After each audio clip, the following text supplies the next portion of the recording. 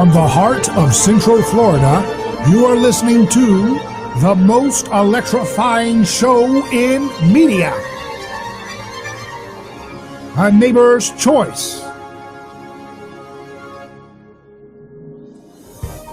I'm your neighbor, David Gornoski, glad to be back with you. Once again, you can always email me, hello@aneighborschoice.com. That's hello@aneighborschoice.com. And you can call in now at 727-587-1040. That's 727-587-1040. We don't do a lot of calls on this show. We don't put that number out, but when we do, you're welcome to call in and have any question you want. Open line kind of discussion is the way we like to do things. At 727-587-1040. If you're listening live, you can join in. If not, if you're not listening live, maybe you're catching us on a replay, on a podcast, or Facebook or YouTube, or on our website, aneighborschoice.com, then you can email me, hello@aneighborschoice.com with your comment or question. But for those live, you can call in at 727-587-1040 and also comment. We get a lot of our great comments on Facebook and YouTube. Happy to have them as well.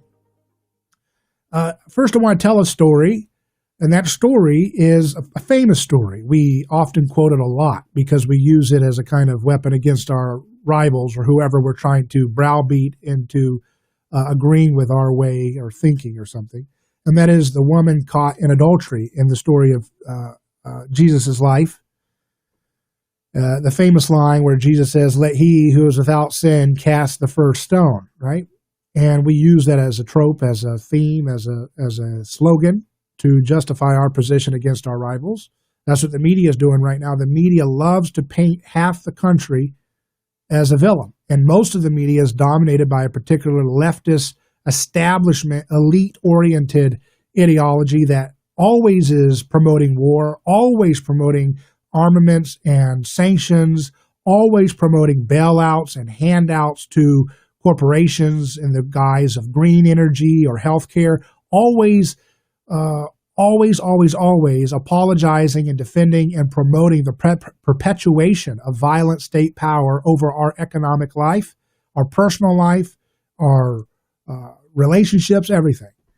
And so we have to be able to speak against that collectivism in a way that's healing, in a way that restores the story back to where it really belongs, which is the story of empowering every human person to take control of their life and do the best they can to serve their neighbor in whatever way possible. And the way you serve your neighbor is not by being in debt. It's not by pointing fingers. It's not for looking backwards in history and trying to get revenge. It's not by perpetuating shame games and blame games and trying to join into group identity, but rather relinquishing all of that, rolling up your sleeves, finding your God-given talent, staying out of debt, living within your means so you don't have to live in a state of dependency on debt and credit like our government does, because that's the lawlessness that they've devolved into because of their rejection of the way we're supposed to conduct ourselves.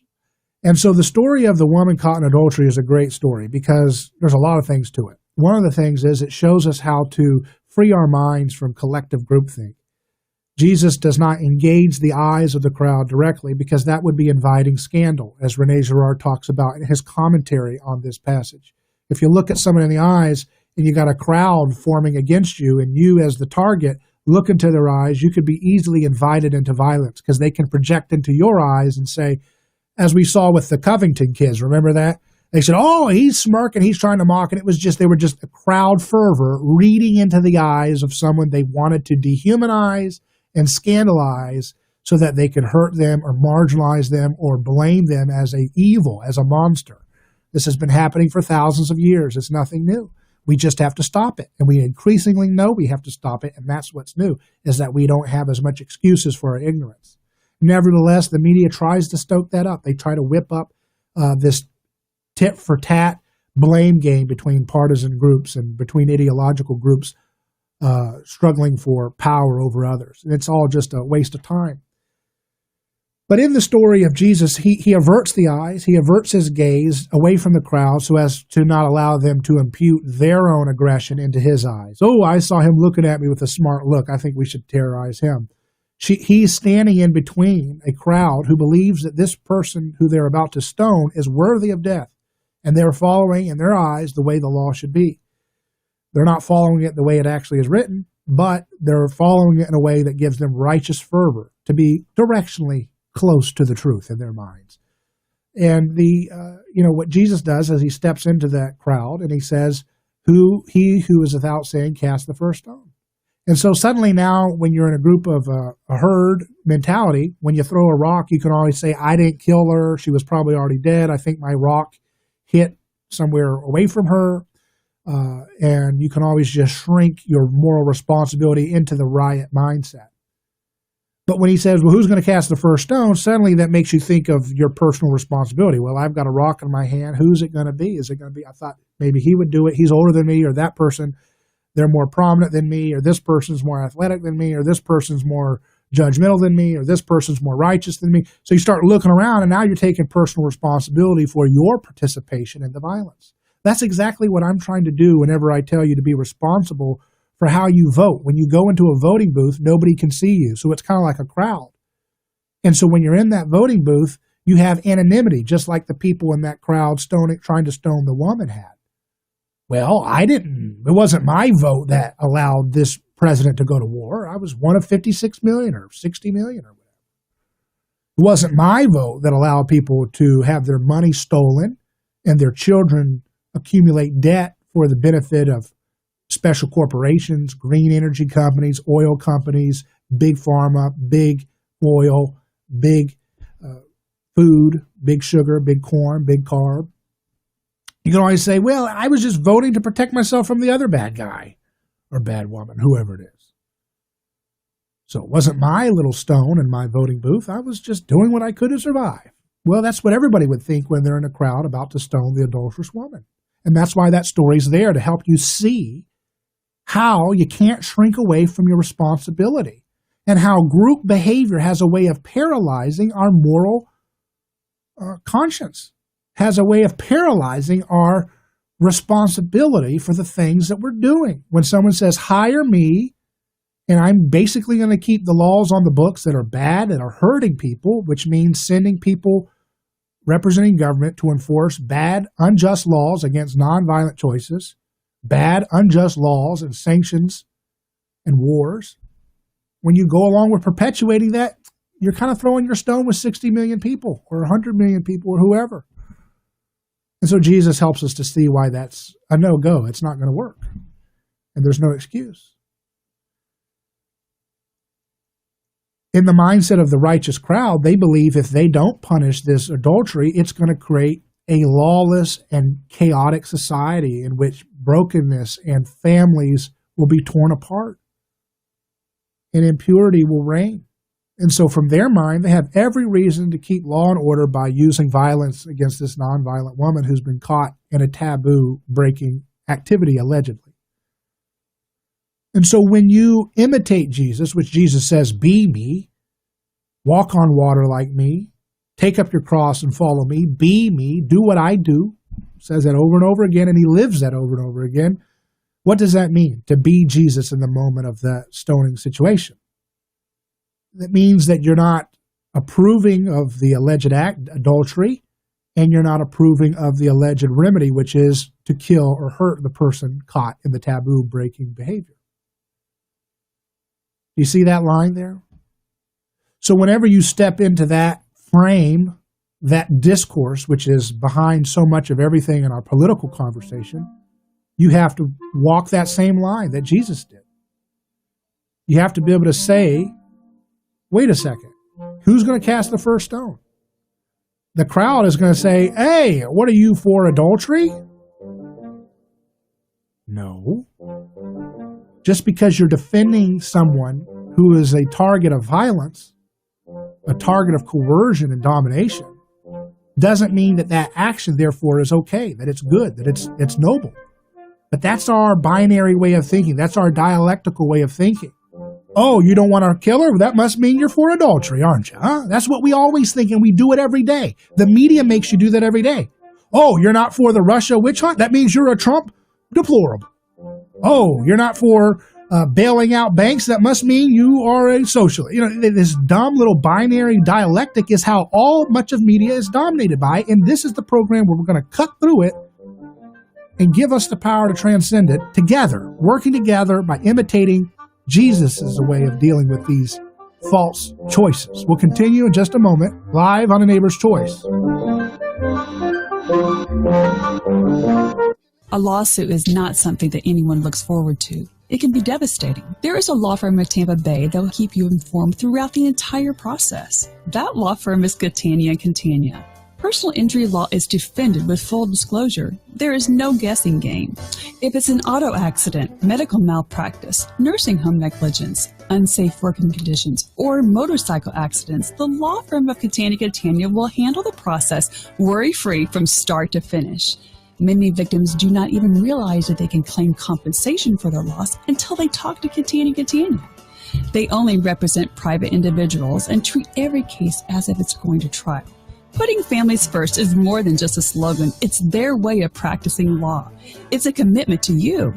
Remember, they don't get paid if you don't get paid. So go to CataniaCatania.com, award-winning over 28 years and family first. Catania & Catania, personal injury, auto accident, and motorcycle accident attorneys. United we stand. That's never been more important than it is today. Now you can show your commitment to our president and the nation with the limited edition Trump 2020 American Eagles Silver Dollars. Show your support with the limited edition American Silver Eagles, specially priced from government.com. Just call 1-800-571-6468. Hold the weight of democracy in your hand with new, perfect, uncirculated condition Silver Eagle coins. These historic coins, signed into law by Reagan, have been America's money since 1986. To secure your new limited edition Trump 2020 American Eagle Silver Dollar coins, call 1-800-571-6468. Call now and we'll give you a free Trump 2020 Patriots Pack, including a Declaration of Independence commemorative and 5 Lincoln cents when you order. Call now to secure your silver dollar coins, plus get your free Trump 2020 Patriots Pack, valued at over $10, free with every order. 1-800-571-6468. That's 1-800-571-6468. What's the most important factor for determining a coin's value?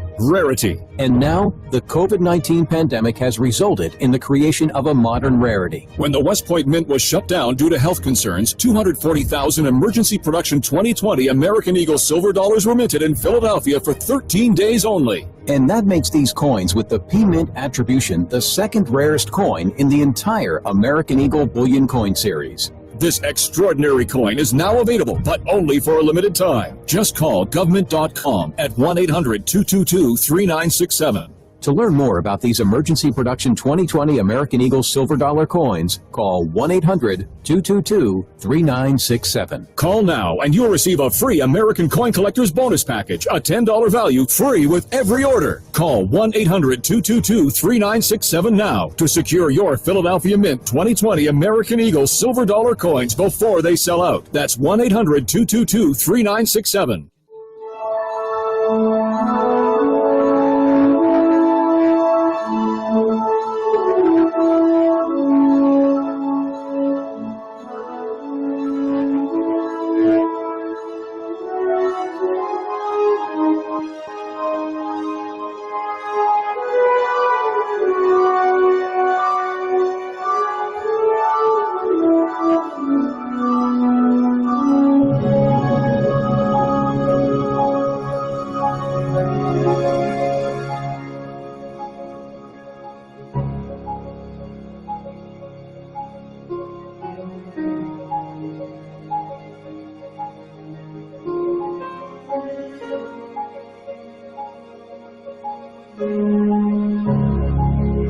Shout out from someone on YouTube, says, your fans from Jakarta, Indonesia.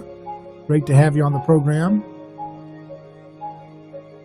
So when you imitate Jesus and you stand in between their targeted scapegoat, the woman accused of adultery, and the crowd who wants to hurt her for her nonviolent choice, which violates their sense of peace and order and their sense of community and identity, that they can measure themselves as not her, not as impure as her, Jesus breaks that whole hive mind and he heals the situation. He doesn't go up to them and say, oh, you are bad people, because what would that do? If they're trying to have power over this woman and then he says, no, I've got power over you in that direct way, what's going to happen? They're going to say, well, no, you don't have power. We have power. We're going to throw rocks on you too. Instead, he doesn't look at them in the eyes, doesn't allow them to reciprocate that accusation energy towards him, doesn't allow him to be drawn into that aggressive energy, that adrenaline rush. And he says, with a question, he breaks the spell of their groupthink and he says, he who is without this sin cast the first stone. Everybody has to take more responsibility for what they're doing. They can't hide behind the group mindset anymore. They can't be possessed by the crowd. And they throw their stones down, starting with the oldest first, who are then imitated by those younger that look up to them.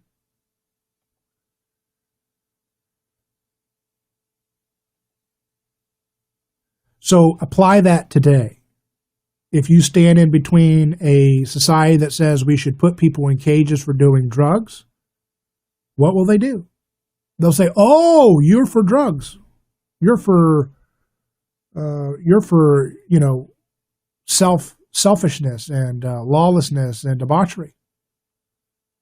Just like people would say, well, maybe, Jesus, you're trying to defend the woman caught in adultery. Maybe you're for adultery.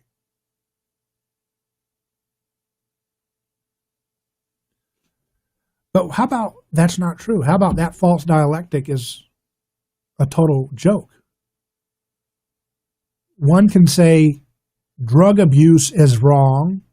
One can say selling drugs is wrong.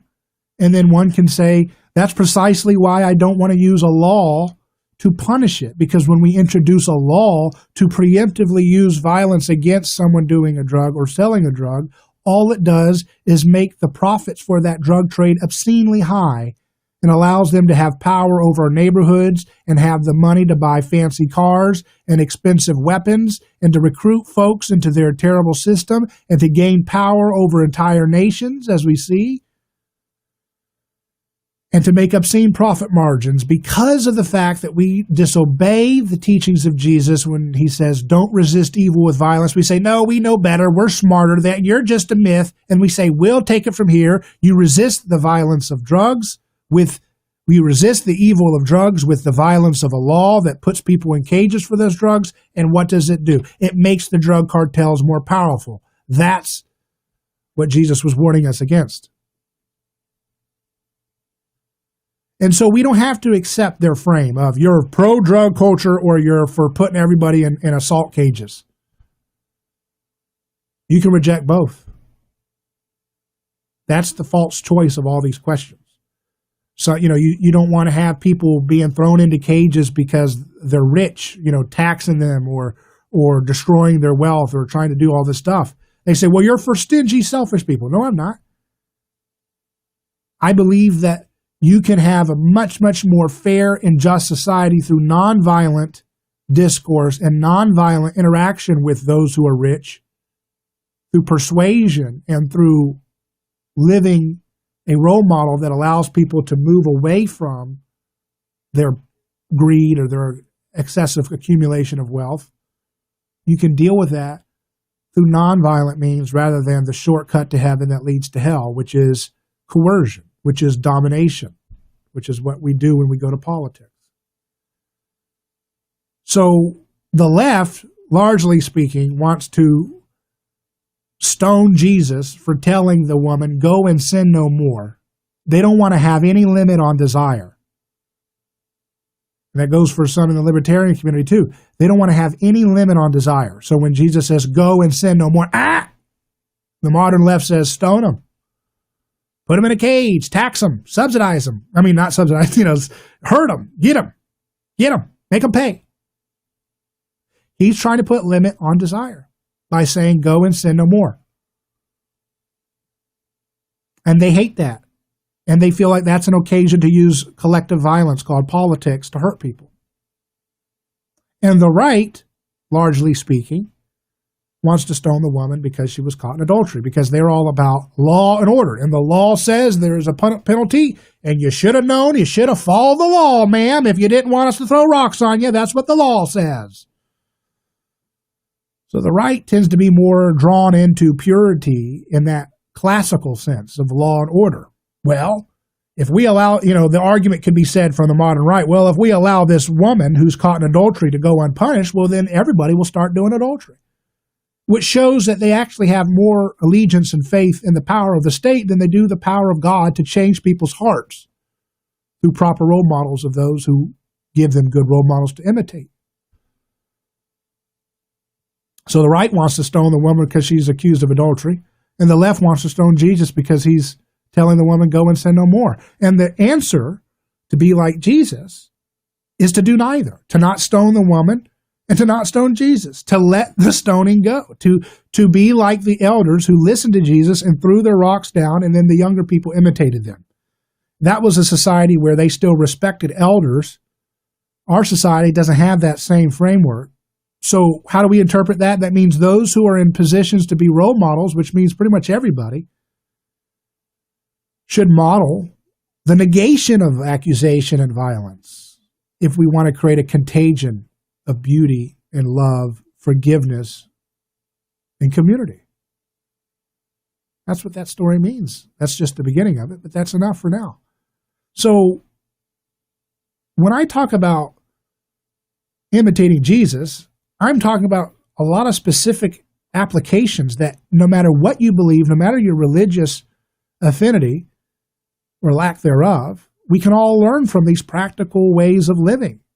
These are not just little tokens, little fortune cookies or things like that. These are actual, real, substantive, specific things that Jesus modeled, that if we model those things, we can solve problems and we don't have to be in a state of anxiety and hate and blaming. It never feels good to have that. And so I call that, in some sense, the gospel technology, which is that when the stories of Jesus' life come onto the scene, it allows us to see things that we weren't able to see before. When we encounter the story of Jesus and really let it penetrate our hearts, rather than going through the motions as some kind of insider ticket to get us into a social club. But if we have really allowed the story of Jesus to influence the way we see our own society and our role, it allows us to see things that otherwise are more difficult to see. And so it's like glasses. That which was unseen can be seen when you put them on. And so when you read the story of Jesus' life, understand that you are engaging in a powerful, the most powerful cultural transforming technology that's ever occurred. And it's shaping us as we speak. And if we don't understand how it works and how we can utilize it as a proper tool for peace and prosperity, then we'll be in a difficult spot, because the gospel technology has its hooks in us, whether we would like it or not, whether we realize it or not. And all the conversations that we're debating in our headlines today are conversations that are born in the fertile soil of concern for victims that the gospel has given us for 2,000 years in our tradition. So when we continue, we're going to unpack what the gospel technology is and how we can see it's working in our society today. We're going to look at the headlines, and we're going to see how we can equip ourselves with this gospel technology. Special report, George Floyd remembered. George Floyd has been honored at a memorial service packed with hundreds of mourners today in Houston. Mayor Sylvester Turner says Floyd did not die in vain. We honor him, Reverend Sharpton, not because he was perfect, but we honor him today because when he took his last breath, the rest of us will now be able to breathe. Senate Majority Leader Mitch McConnell says his African-American colleague will set up a task force to fight racism. I've asked Senator Tim Scott to lead a group that is working on a proposal to allow us to respond to the obvious racial discrimination that we've seen on full display on our television screens over the last 2 weeks? And what is the appropriate response by the federal government? I'm Ann Cates.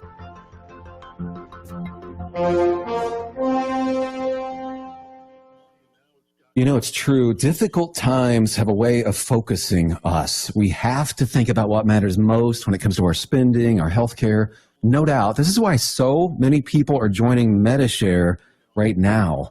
Medi-Share is a trusted way to save up to 50% on your monthly health care costs. More than 400,000 people have already made the switch.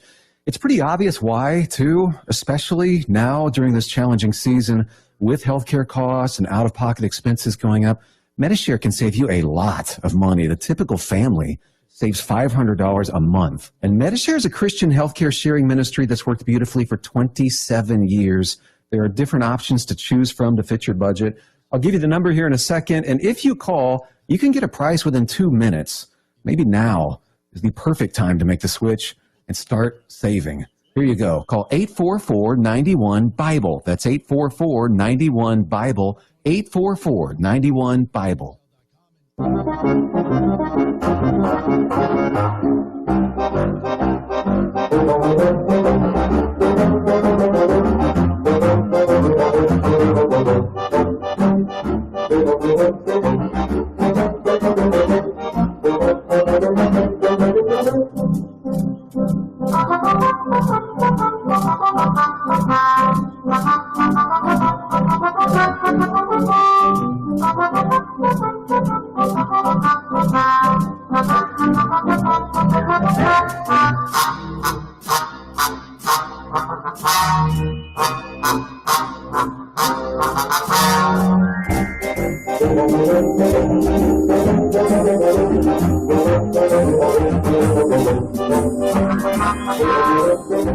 Welcome back to A Neighbor's Choice. I'm David Gornoski. We're live, and we're talking about the gospel technology, what I call it, which allows us to see things when we look at the story of the text of Jesus' life and how that infects societies that engage it. Just ask yourself, why is it that indigenous cultures, which are more rooted to our origins of how we kept order in the years, thousands of years past, why is it that when they engage the story of the Gospels, one of the first things they let go of is their sacrificial rituals against human beings and sacrificial rituals against animals? It's one of the first things they throw out the window once they engage the gospel story, when they hear it. And we're so infected with gospel-shaped society for good and bad, and the way we abuse that inheritance, and good in the way we use it rightly, that we don't understand how radical that kind of story of Jesus is in shaping our appetites for victims, for concern for victims. We have a desire to help victims. We have a desire to protect those who are vulnerable.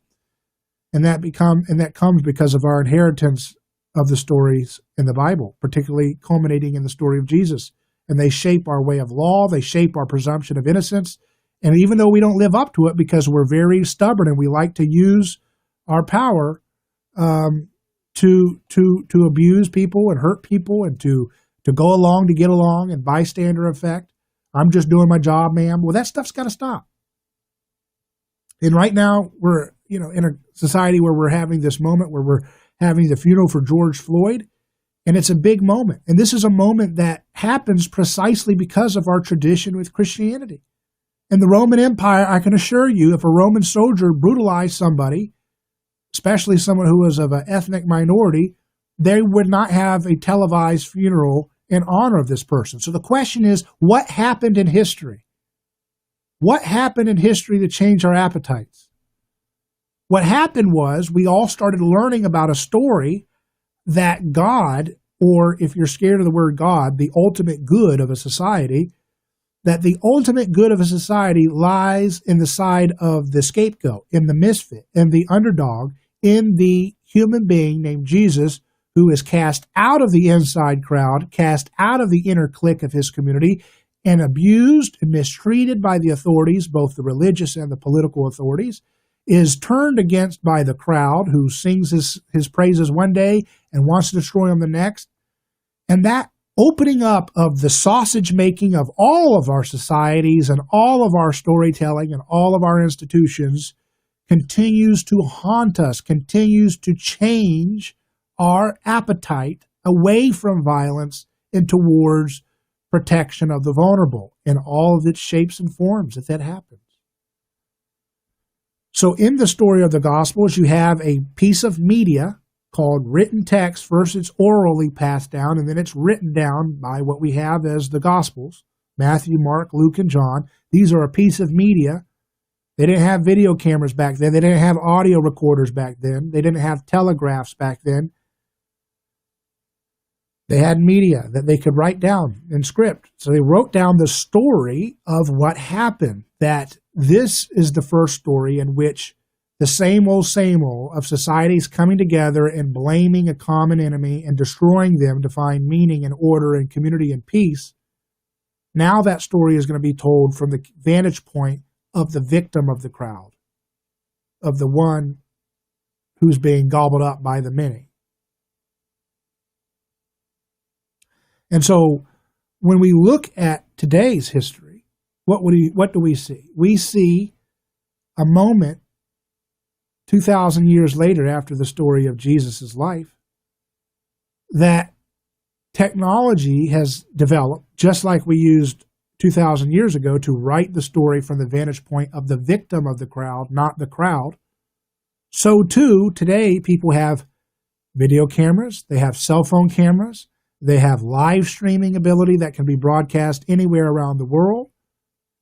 They have, podcasting abilities. They have photographs with great detail, HD, to show what's happening.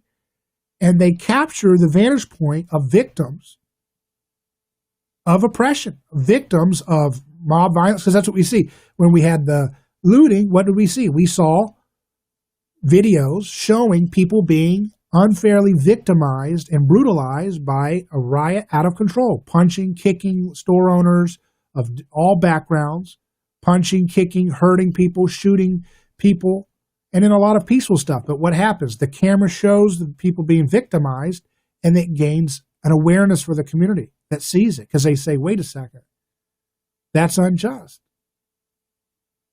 2,000 years ago, when the Romans would crucify people, they didn't hide it.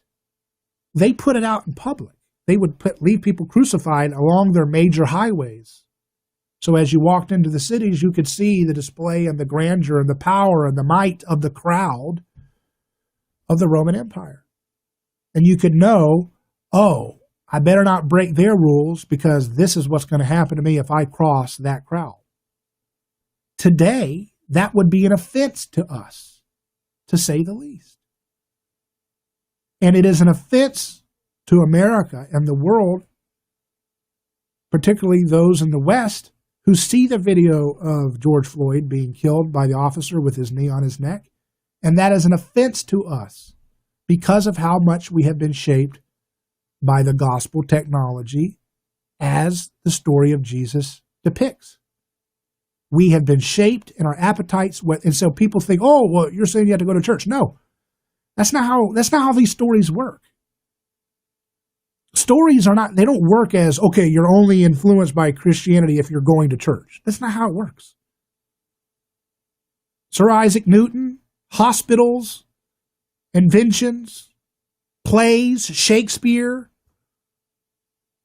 modern plays, rituals, sports practices, all of those things are tied into the stories we tell and hold sacred, like the gospel story.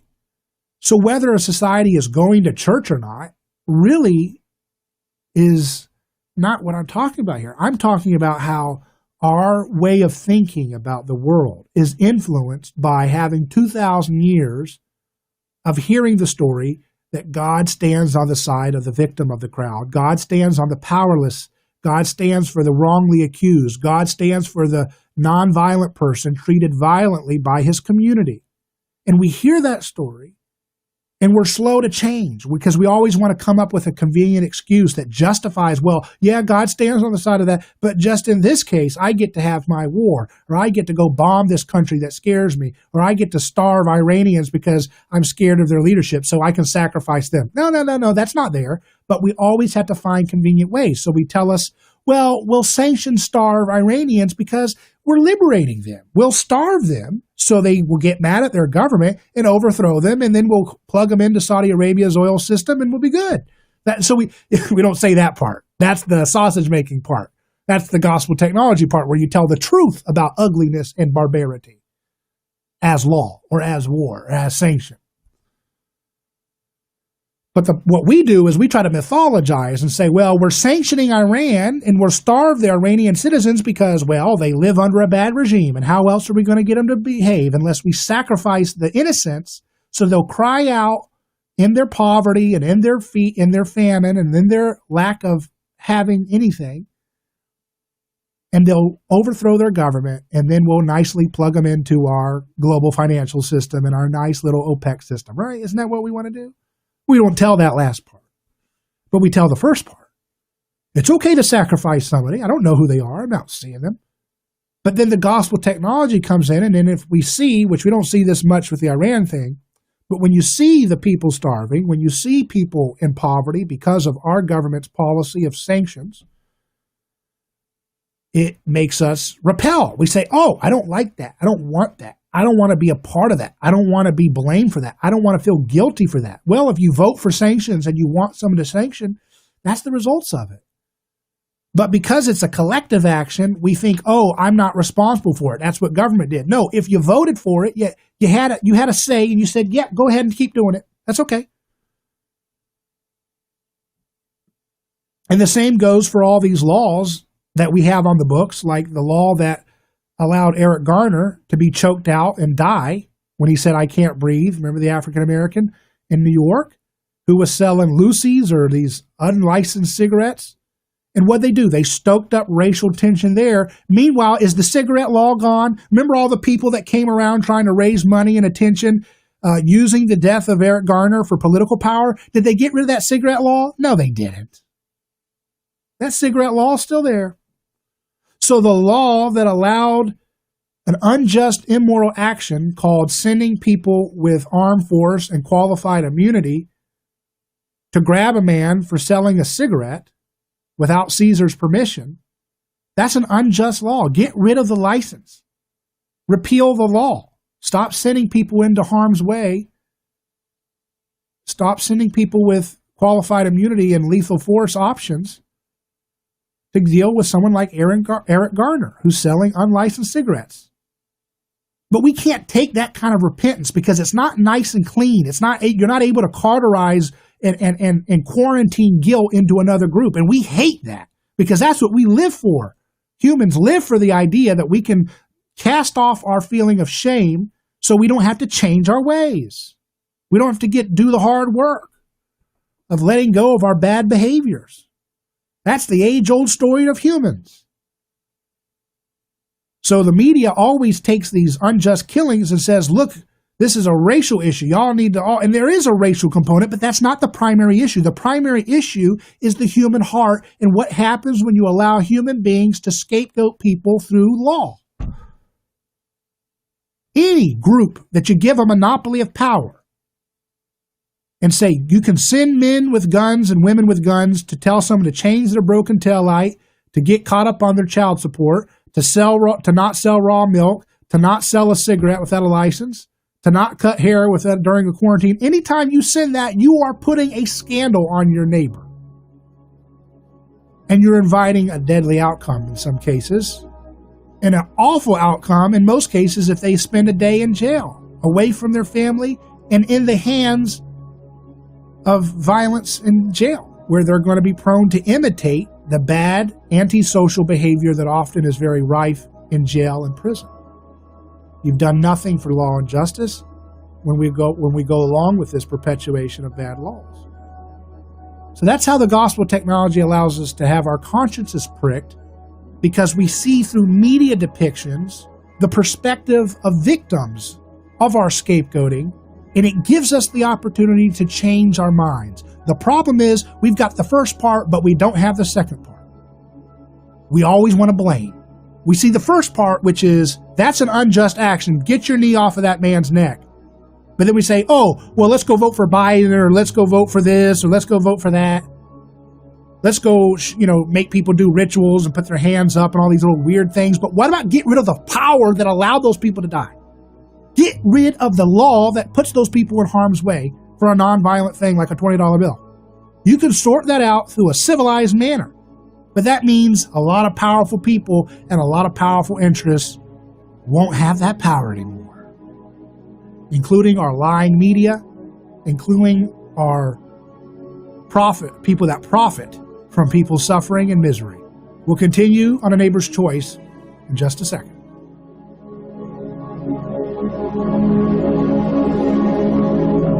A lawsuit is not something that anyone looks forward to. It can be devastating. There is a law firm in Tampa Bay that will keep you informed throughout the entire process. That law firm is Catania & Catania.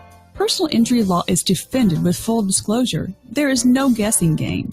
If it's an auto accident, medical malpractice, nursing home negligence, unsafe working conditions, or motorcycle accidents, the law firm of Catania & Catania will handle the process worry-free from start to finish. Many victims do not even realize that they can claim compensation for their loss until they talk to Catania & Catania. They only represent private individuals and treat every case as if it's going to trial. Putting families first is more than just a slogan. It's their way of practicing law. It's a commitment to you. Remember, they don't get paid if you don't get paid. So go to CataniaCatania.com, award-winning over 28 years and family first. Catania & Catania, personal injury, auto accident, and motorcycle accident attorneys. Hi, I'm Dr. Michael Lang, board-certified optometric physician and certified nutritional specialist, host of popular talk show Ask the Doctor. I've researched and developed an amazing new omega-3 product that you'll see incredible results with. It's called Fortify Super Omega-3 Max.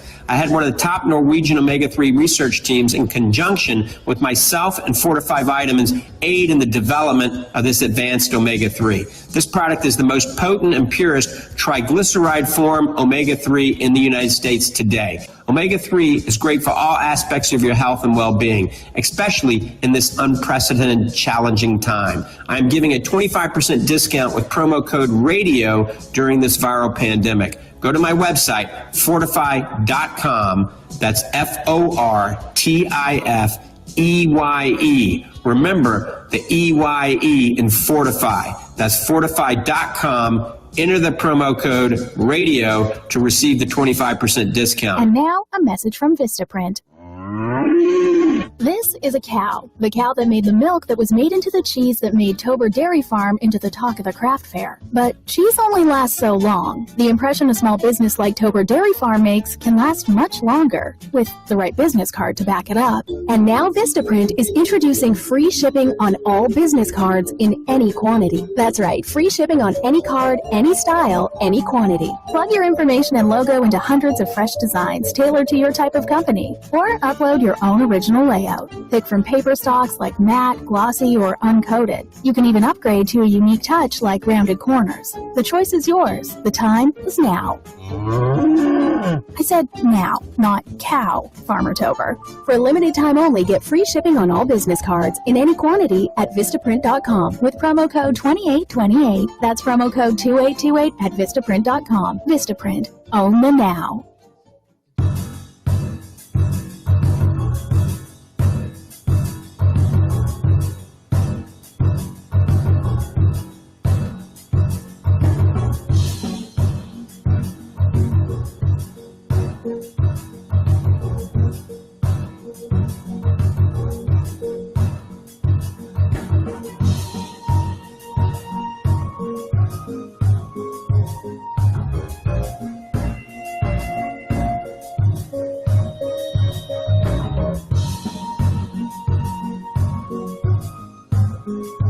So there's a technological power with the way media is used to tell the dissenting story, to tell the powerless person's story. In the case of George Floyd, he was obviously the one without power in at least the depiction of what we've seen. I don't know what happened before the video. I don't know what's going to happen in the court, but as we can see it, He's the one without power, accused of breaking a taboo that the government breaks every day. And it doesn't excuse breaking that taboo of printing or forging money, but it does illustrate the lawless role modeling that our government on both sides of the aisle have been perpetuating for decades and robbing us of our wealth by diluting our purchasing power, by printing money out of thin air and robbing us of debasing our wealth. But it all goes back to understanding how stories like the gospel story change our culture.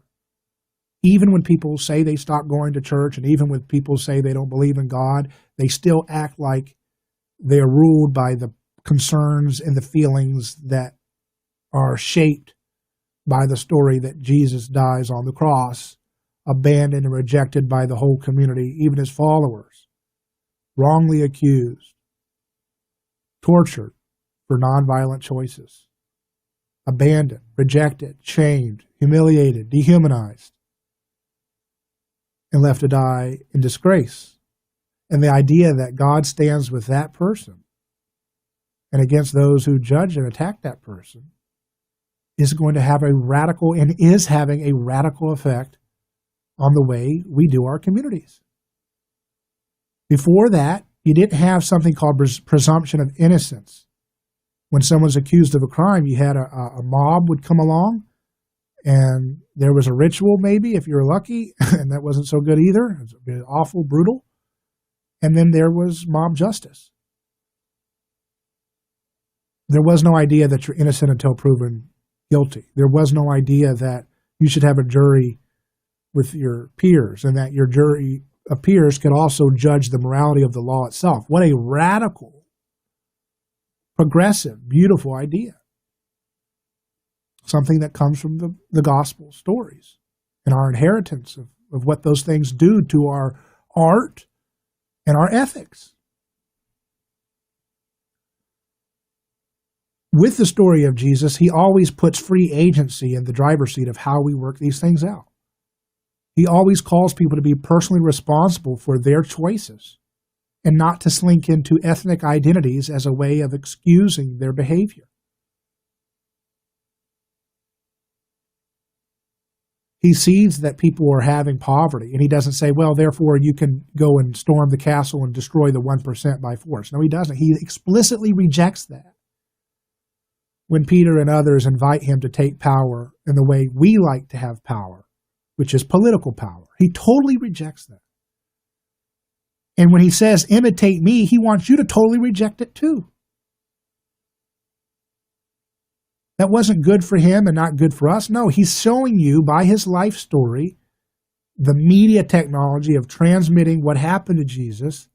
And that story goes, and it infects our morals. It infects our ethics. It infects our storytelling and the way we make art. Every Hollywood movie out there that is the biggest blockbuster typically deals with the idea of, should we show mercy to those who hurt us or show sacrifice and kill them or destroy them? At the ending of that last Avengers movie that came out, that was the thing that solved it. It wasn't fighting in the war. It was one of the characters laying down his life for his friends. Where did that come from? We are so arrogant and hubristic and so haughty in our pride that we don't understand that's obviously from Christian impact in our history. And so we have a choice to make. We cannot say it's a collectivist thing. We have to use gospel technology, which is what I try to do on this program. And that means you let the victim speak. You allow the truth of an unjust persecution, just like Jesus was unjustly persecuted, and you allow it to speak in a way by telling their story, by allowing them to speak. So on this program, I have people call in live from prison for nonviolent choices, sometimes with life sentences or back-to-back life sentences for nonviolent choices. And allow the victim to speak. Let the victim speak. Let the victim's family members speak about the pain and the suffering and the feeling of being incarcerated alongside those who you know who are currently in prison.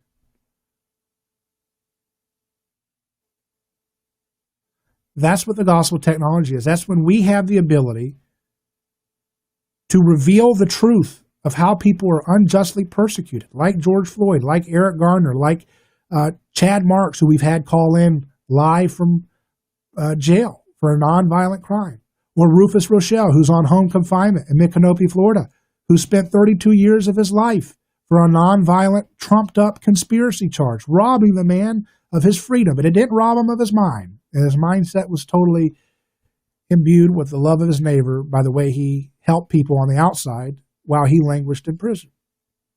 Or when we hear from our friend Craig Cecil, who's in prison for life for doing work on trucks moving marijuana, we are allowing the gospel technology to work, which is tell the victim story, allow them to speak, allow them to talk about their favorite films, their favorite hopes, their favorite dreams, their remorse for getting caught up in bad peer pressure sometimes, and other times just being totally railroaded by our justice system.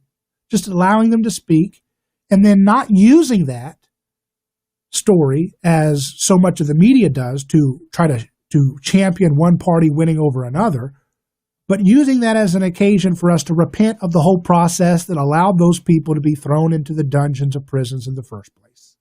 That's the gospel technology. That's what I try to do on this program. In my way. That's how I see it. Allow the victim to speak. Because what's happening when the gospel stories, when we read Matthew, Mark, Luke, and John, you're hearing an honest account of Jesus' life, and you're hearing an account in which you see how he was wrongfully persecuted, prosecuted, scapegoated, abused, dehumanized, and cast out of the city.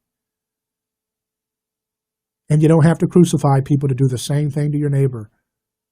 And when Jesus says, that which you visited the prisoner, you've done to me, that which you've given to the least of these, if you've clothed the naked, if you've fed the hungry, you've done it unto me, then you can understand that that's exactly what the gospel technology means. That when you show and allow the victim to speak, whether you write an article or a Facebook post, whether you make a podcast or a radio broadcast, whether you do a video stream of an unjust persecution of a police officer, an unjust shooting like David Dorn, the gentleman that was shot as a retired African-American police officer, shot by a looter for senseless evil, or if you show George Floyd being killed, murdered.